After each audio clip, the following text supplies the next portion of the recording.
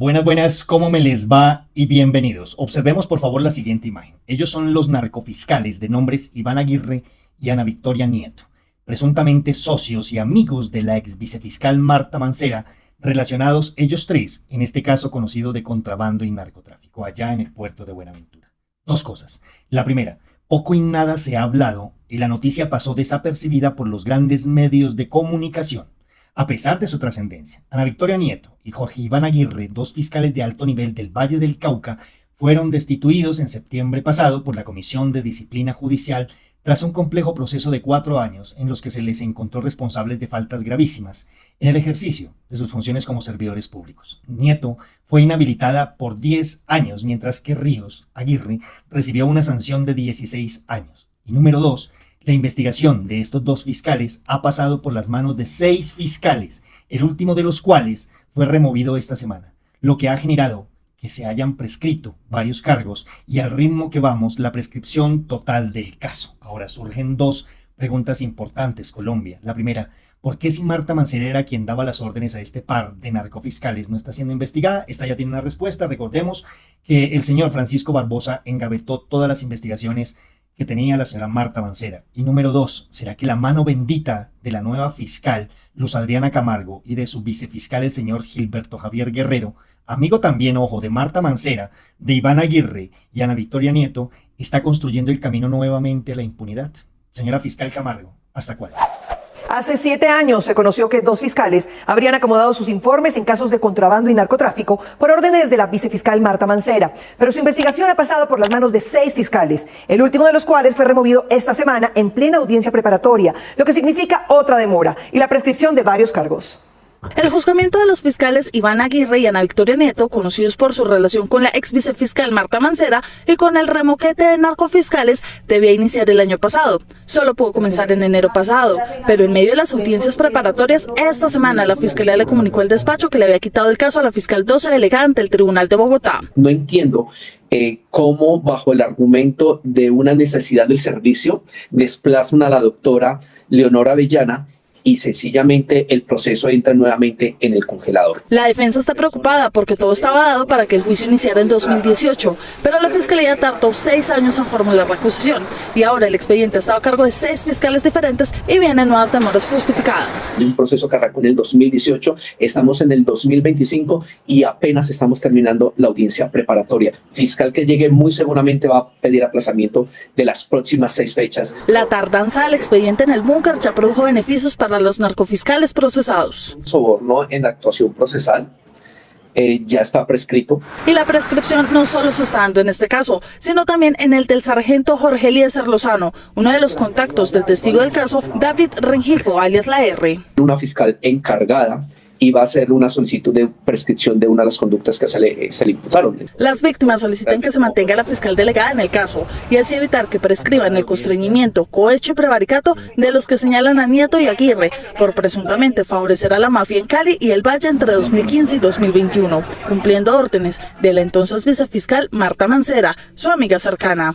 Luz Adriana Camargo recibió en la nómina de la Fiscalía a un grupo al que interna y externamente se les conocía como los narcofiscales. Uno de ellos ya fue condenado. Otro está siendo procesado ya como pensionado del ente investigador. Un magistrado del Tribunal de Cali condenó a 8 años de prisión al exfiscal Jorge Iván Ríos, líder del grupo de los llamados narcofiscales, que protegido por la ex vicefiscal Marta Mancera habría tomado decisiones favorables a la mafia en Cali y el Valle entre 2015 y 2021.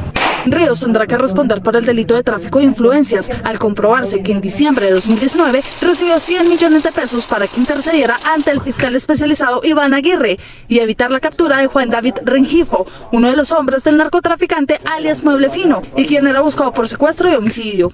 Se comprometió a interceder por Rengifo Mendoza, pero no pasó nada, es decir, no se cumplió con el cometido para la cual se le dio la suma de dinero y en ese orden se le estaba exigiendo el reintegro de la totalidad del dinero. Sin embargo, 2 de sus compañeros de grupo, Ana Victoria Nieto e Iván Aguirre, siguen sin responder penalmente. Desde la calenda del 23 de septiembre del año 2023, última fecha donde se dio inicio a la audiencia preparatoria, ha transcurrido 14 meses sin llevarse a cabo audiencia, que dé por terminado este trámite de audiencia o por lo menos que se avance en el mismo. Ana Victoria Nieto también apeló su destitución e inhabilidad por 10 años y mientras se toma una decisión de fondo sigue ejerciendo como fiscal en Cali, pese a las denuncias que ha hecho Rengifo en su contra. Se propuso un principio de oportunidad a cambio de enlodar personas que no habían participado en este hecho criminal. Mientras tanto, Iván Aguirre fue absuelto disciplinariamente. Su proceso penal no reporta diligencias hace meses y él ya no hace parte de la fiscalía.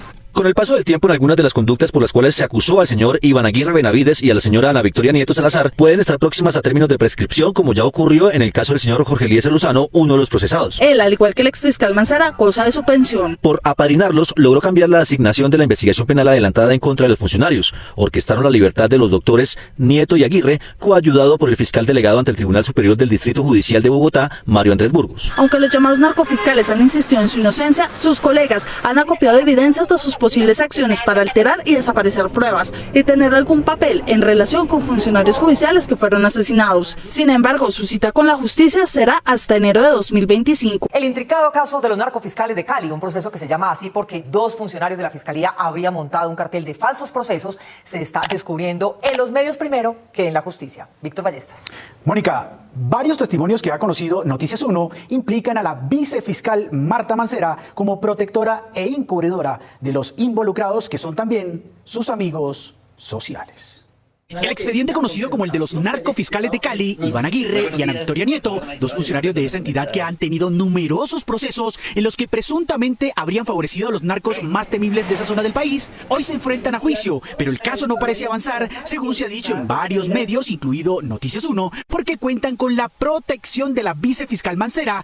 La investigación inició hace casi una década. Mancera ha negado haber interferido a favor de los 2 narcofiscales. Lo que sí no puede negar es la gran cercanía social que tuvo con los imputados Aguirre y Nieto. Marta Mancera era la jefe de los fiscales especializados en Cali. Por esta razón, cuando fue designada directora seccional del Valle, dejó encargado como coordinador a su gran amigo Iván Aguirre, quien ya sabía cómo actuar ante las pretensiones de su amiga, direccionado por la señora Mancera para negociar con los grandes capos del Valle y de esta manera otorgar beneficios a cambio de dádivas. Según han narrado los testigos, en el mundo judicial de Cali, incluidos hombres de la policía y de los gaulas militares y policiales, todo el mundo sabía sobre la existencia de este cartel local de investigadores y togas. Se dedicaron muchos años a construir una empresa de falsos testigos con el único propósito de que a través del delito de fraude procesal y haciendo incurrir a los mismos en falsos testimonios, se judicializaran personas inocentes para ello lograr los positivos propuestos, pero estos positivos eran falsos. En el expediente que contiene pruebas contra la fiscal Ana Victoria Nieto, se afirma que ella les armaba a sus propios capturados un preacuerdo con la fiscalía a cambio de dinero o de declarar falsamente sobre personas inocentes a las que metían a la cárcel para poder favorecer y dejar libres a los verdaderos culpables. Muy buenos días.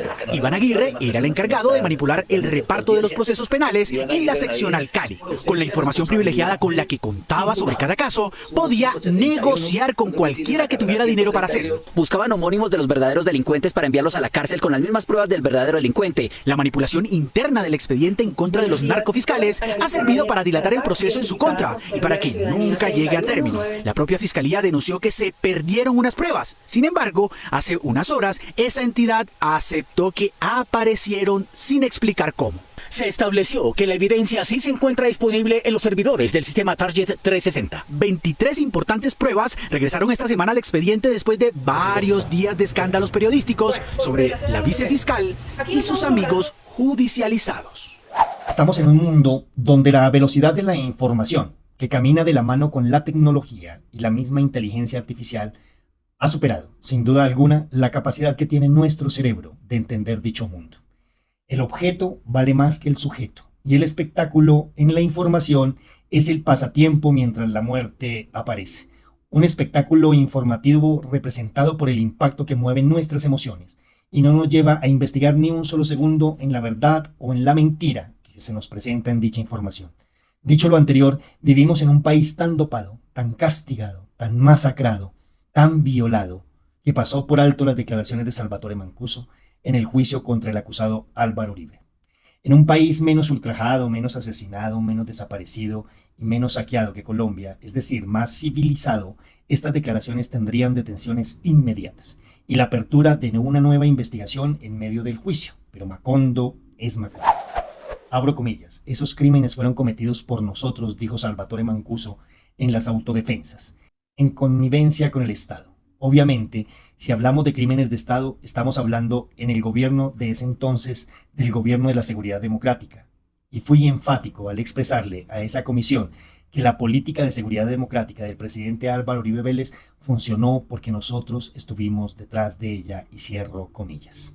como lo expresó la columna de Corrupción al Día, no era solo una declaración, era la disección en vivo de un sistema que durante años ha permeado y ha permanecido oculto bajo capas de negación institucional, discursos patrióticos y una cuidadosa gestión mediática. Lo que reveló Mancuso no fue un simple acto de colaboración aislada entre agentes del Estado y paramilitares. Lo que describió fue un engranaje completo, una maquinaria perfectamente aceitada, donde la violencia paramilitar no era la excepción, sino la regla, no escrita, de una política pública presentada como exitosa ante los ojos del mundo. La, y abro comillas, seguridad democrática, emblema del gobierno Uribe, se presenta ahora bajo una nueva luz, no como un logro de institucionalidad, sino como un pacto entre el Estado formal y un ejército irregular, las autodefensas, que ejecutaba lo que el primero no podía hacer abiertamente. Abro comillas. ¿Funcionó la política de seguridad democrática? Sí, pero no como nos la contaron, explica el señor Carlos Medina, analista político especializado en conflicto armado. Funcionó porque tenía un brazo ejecutor paralelo, uno que podía operar sin restricciones constitucionales, sin respeto a derechos humanos, sin rendición de cuentas democrática. Eso es exactamente lo que Mancuso está confirmando. Durante años, la narrativa oficial ha buscado presentar los falsos positivos y otras violaciones a los derechos humanos como manzanas podridas, dentro de un sistema fundamentalmente sano. Lo que Mancuso plantea es exactamente lo contrario. Estas violaciones no eran excepciones, sino parte integral del diseño. Esta red subterránea conectaba despachos gubernamentales con campamentos paramilitares, oficinas de inteligencia con fincas ganaderas y bases militares con laboratorios de procesamiento de drogas. El testimonio de Mancuso sugiere que estos no eran canales informales o excepcionales de comunicación, sino la estructura misma sobre la que se sostenía la política de seguridad. Abro comillas. Lo verdaderamente aterrador es que mientras Colombia aplaudía la recuperación de la movilidad vial y la percepción de seguridad en las ciudades, el campo colombiano experimentaba una de las más brutales campañas de terror y desplazamiento jamás documentadas, y cierro comillas. En cualquier país civilizado, una confesión como esta desencadenaría una crisis institucional sin precedentes, comenta Elena Martínez, abogada de derechos humanos. Estamos hablando de la articulación entre el Estado y grupos paramilitares para cometer crímenes atroces. Estamos hablando en términos directos de terrorismo de Estado. En cualquier democracia funcional, una confesión de esta magnitud sobre coordinación entre el Estado y grupos armados ilegales para cometer crímenes masivos llevaría a la movilización inmediata de todas las instituciones de control y justicia, señala el constitucionalista el señor Rodrigo Uprimi. Pero pese a todo esto, este discurso aparentemente sano que proviene de varios políticos de la oposición, mismos que fueron fichas claves y protagonistas de esta mal llamada seguridad democrática, abre nuevamente el camino a una futura agresión al pueblo colombiano. Y esta vez al sabotear y hundir las reformas que tanto bien le harán a nuestro pueblo. Congresistas con un pasado como el pasado de cualquier protagonista de una historia de terror. Y hablo de terror, pues muchos de los senadores de derecha tuvieron o tienen vínculos con paramilitares y narcotráfico. Los dos ejes de esta pasada seguridad democrática que dejó a Colombia a la orilla del camino del progreso y con una mancha roja sobre sus cordilleras, llanos, ciudades y mares. Esta tercera historia nuevamente tiene que ver con la fiscal general, la señora Luz Adriana Camargo, y su muy posiblemente complicidad, en este caso que relaciona a uno de los senadores que hundió la reforma laboral, un verdugo más del pueblo y que, como por variar, está relacionado con corrupción y corrupción electoral. Pero antes de ir con este tema, permítanme hacer un paréntesis. Ustedes saben que el canal Cápsulas para la Memoria es un canal totalmente independiente. Nosotros tenemos como canales independientes que hacer campañas dirigidas hacia ustedes que muy amablemente nos están observando y que siguen el canal, debido a que es un canal pequeño. Y pues para que la información salga todos los días por parte de este servidor Mauricio González, yo he abierto una campaña a través de la plataforma de Nequi o de David Plata al número 315-644-0336. ¿Cuál es la idea? Solo si les gusta mi trabajo, la forma en la que doy la información, la forma en la que hago mi análisis, la forma en la que hago activismo político a favor de la libertad del pueblo colombiano, de los derechos humanos, del señor Gustavo Petro, los invito. Reitero de forma respetuosa y voluntaria para ustedes a que se unan a esta campaña con un aporte mínimo de 1,000 pesos. De 1,000 pesos en 1,000 pesos, como dijo el poeta Walt Whitman en su poema Canto a mí mismo, hemos conseguido que este barco llamado Cápsulas para la Memoria no se hunda aún con las luces encendidas. Los invito a que se unan a esta campaña. Mil y mil gracias. Observemos la siguiente imagen. Él es el senador Miguel Ángel Pinto del Partido Liberal y hace parte de la Comisión Séptima del Senado, mismos que hundieron la reforma laboral presentada por el presidente Gustavo Petro. El expediente que nadie quiere tocar. En los pasillos de la Fiscalía General se acumulan expedientes que parecen tener un peso invisible. Entre ellos destaca uno particularmente inmóvil. Paréntesis, como digo yo, se mueve más una oreja o un Alka-Seltzer en un masato. La investigación por compra de votos contra el senador Miguel Ángel Pinto, revelada recientemente por la revista Raya en colaboración con Señal Colombia. Un caso que, como tantos otros en nuestro sistema judicial, parece condenado a dormir eternamente en las gavetas institucionales. No es casualidad, no es negligencia, es el sistema silencioso en pleno funcionamiento, la flagrancia que no basta. El 13 de marzo del año 2022, día de las elecciones legislativas, la Policía Nacional de Colombia capturó en Bucaramanga a 2 hombres a las afueras del puesto de votación denominado Sena Salud, Ramón Nonato Pontón Molina y Ciro Alfonso Niño Torres. A Ramón Nonato le encontraron un canguro con 20 sobres individuales con dinero en efectivo, 903 stickers alusivos a Miguel Ángel Pinto, 36 recibos de caja menor con el rótulo Ciudad de Bucaramanga y 2 planillas tituladas Evidencia para la entrega del dinero en efectivo. En estas últimas aparecía explícitamente para la entrega de los 70.000 pesos. Debe presentar el certificado electoral sin excepción. Los detenidos actualmente enfrentan un juicio por compra de votos, pero el presunto determinador, el senador Pinto, quien resultó elegido con 110.000 votos, permanece intocable.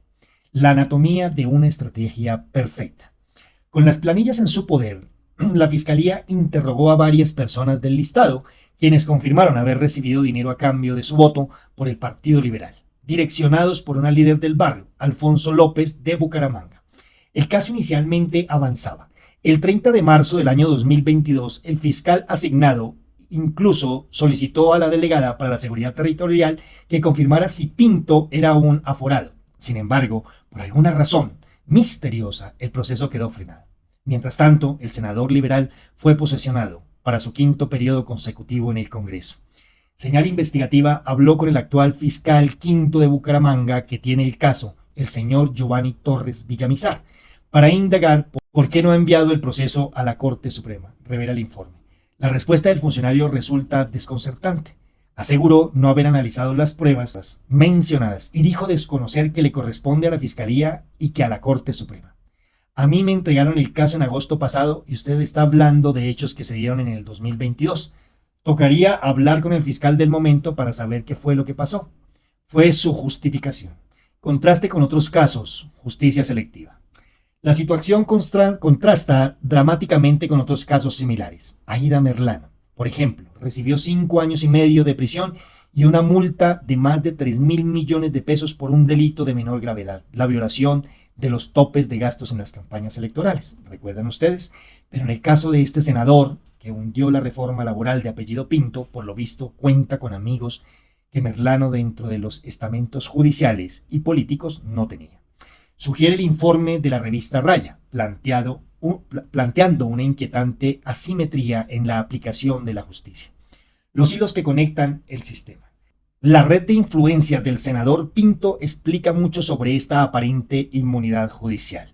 Según información documentada por el portal Cuestión Pública, Pinto es cuñado del fallecido narcotraficante Ernesto Tavera, cuya madre Zoraida Rodríguez fue socia del senador en el año 2009. En febrero del 2010, la Unidad Nacional para la Extinción del Derecho de Dominio secuestró y embargó 10 negocios de la familia Tavera, incluyendo uno de la socia de Pinto. Sin embargo, en 2011, tras un cambio de fiscal, la medida fue sorprendentemente levantada.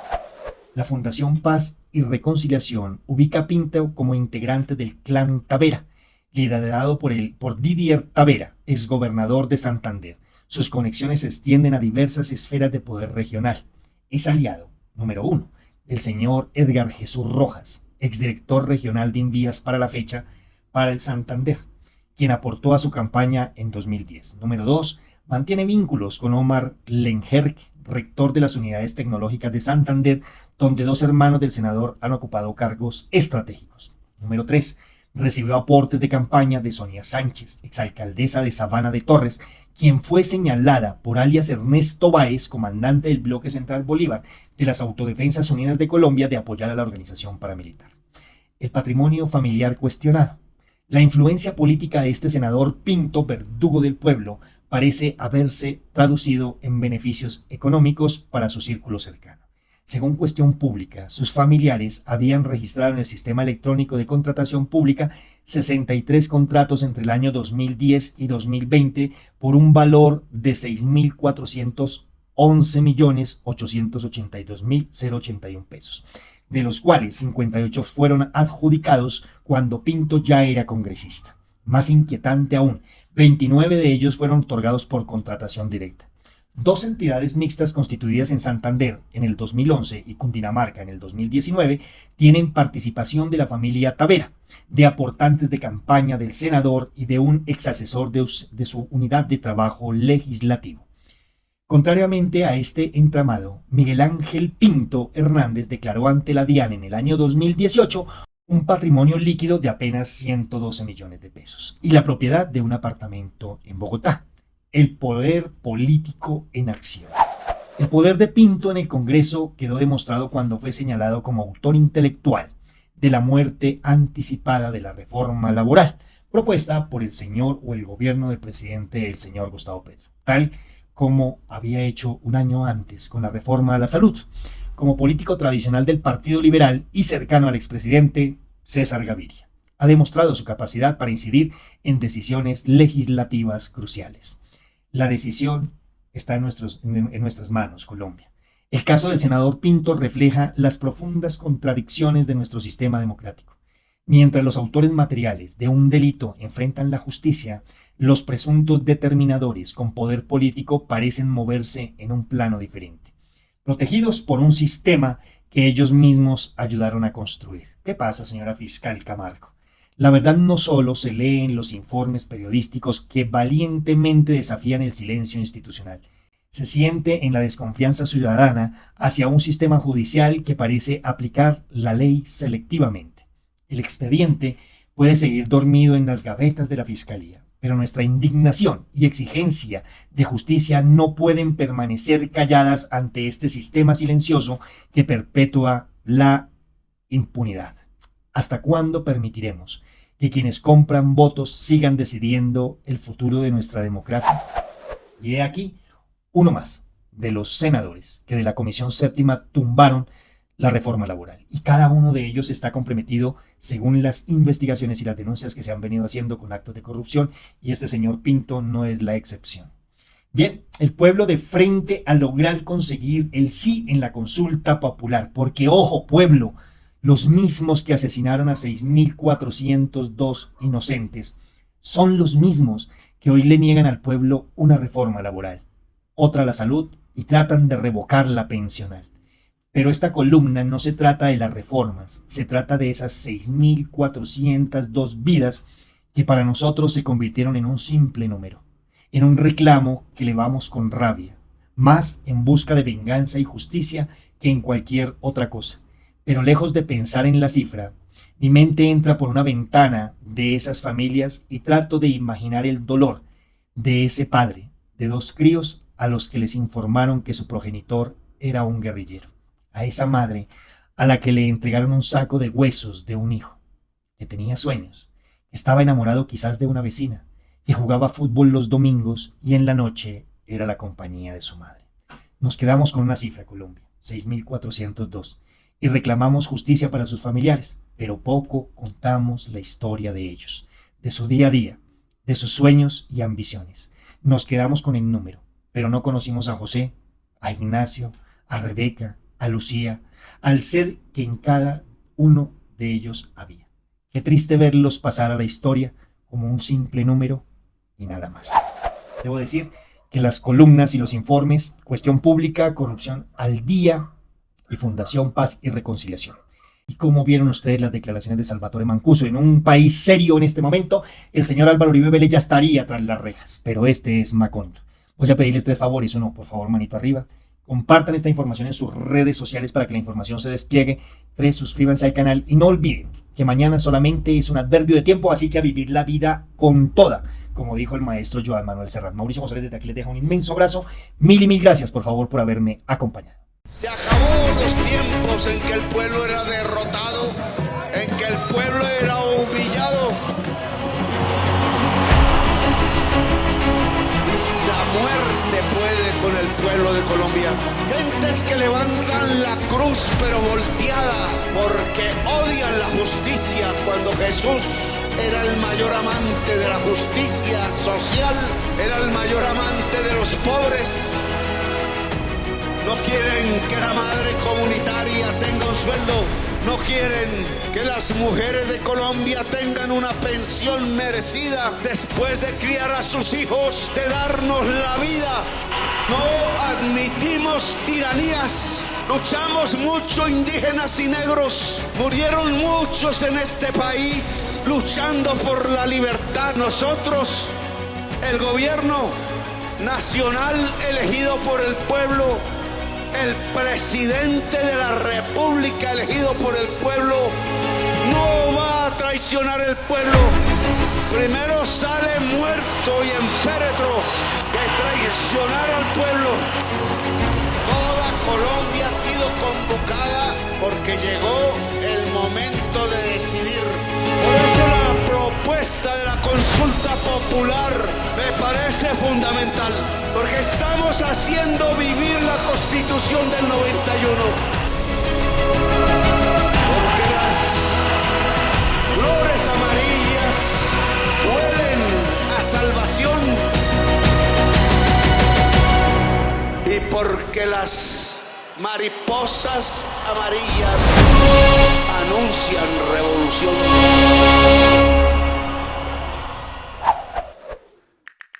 Esto fue Cápsulas para la Memoria. Muchísimas gracias. No olviden, por favor, compartir este video en sus redes sociales. Hasta mañana.